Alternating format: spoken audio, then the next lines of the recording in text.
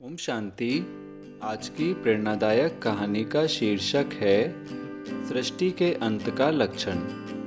महाभारत आख्यान में वर्णन आता है कि पांडवों ने एक बार भगवान से पूछा, भगवान कृपया सृष्टि की बेनिशानियां बताइए जब आपका पुनः इस पर अवतरण होगा। भगवान ने उत्तर दिया, वे सभी लक्षण देखने के लिए आप सभी भाई अलग अलग दिशाओं में एक एक घंटा घूमकर आओ और लौटकर मुझे बताओ कि आपने क्या क्या देखा। पांचों भाई एक घंटे से भी कम समय में लौट आए और आकर आश्चर्यजनक घटनाओं का वर्णन करने लगे।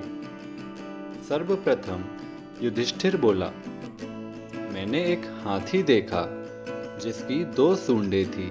इसके बाद अर्जुन ने सुनाया, मैंने एक ऐसा पक्षी देखा जिसके पैरों में मंत्र बंधे हुए थे, परंतु वह मांस को चोंच से नोच नोच कर खा रहा था।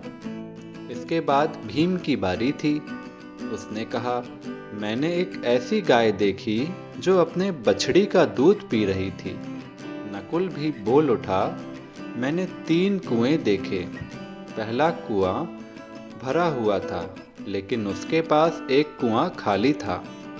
इन दोनों से दूर भरा हुआ एक तीसरा कुआं था जो खाली कुएं को पानी दे रहा था। सहदेव ने भी अपना आश्चर्य सुना दिया। मैंने पहाड़ से एक ऐसे पत्थर को फिसलते देखा जो रास्ते के सारे पेड़ों को गिराता हुआ आ रहा था। वही पत्थर एक घास के तिनके के आगे रुक गया। इन अजीबोगरीब बातों को सुन पांचों भाई एक दूसरे का मुंह ताकने लगे और संयत भाव से भगवान के उत्तर की प्रतीक्षा करने लगे।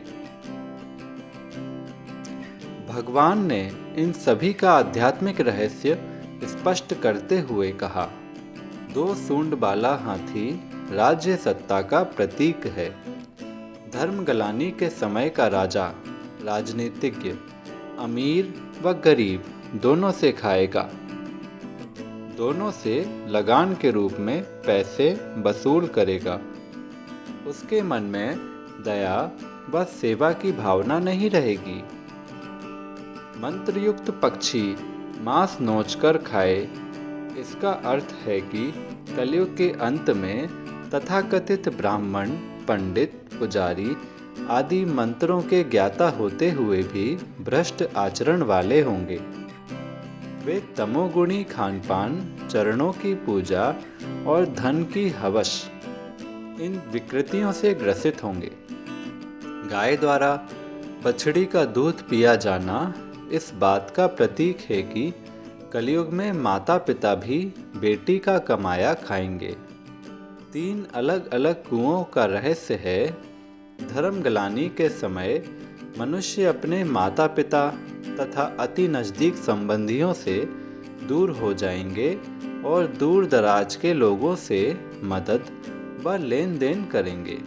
पहाड़ से गिरता पत्थर धर्म की गिरावट का प्रतीक है। इस गिरावट से बड़े बड़े विद्वानों का भी पतन हो जाएगा। अंत में तृण समान हल्के बिंदु रूप भगवान शिव के द्वारा मानव मात्र को ज्ञान योग की शरण दी जाएगी। तब गिरावट बंद होगी। तो मित्रों, उम्मीद करता हूँ इस प्रकार का कलयुग के अंत का 5 जो विशेष निशानियाँ हमको अभी वर्तमान में दिखाई दे रही हैं और परमपिता परमात्मा द्वारा हमको ऐसे वक्त में क्या करना चाहिए और क्या नहीं करना चाहिए, इस विषय पर जो शिक्षा दी जा रही है उसका हम सभी अपने जीवन में अनुसरण करेंगे और खुद का श्रेष्ठ भाग्य बनाने की ओर अग्रसर हमेशा रहेंगे। इन्हीं शुभकामनाओं के साथ शुक्रिया। ओम शांति।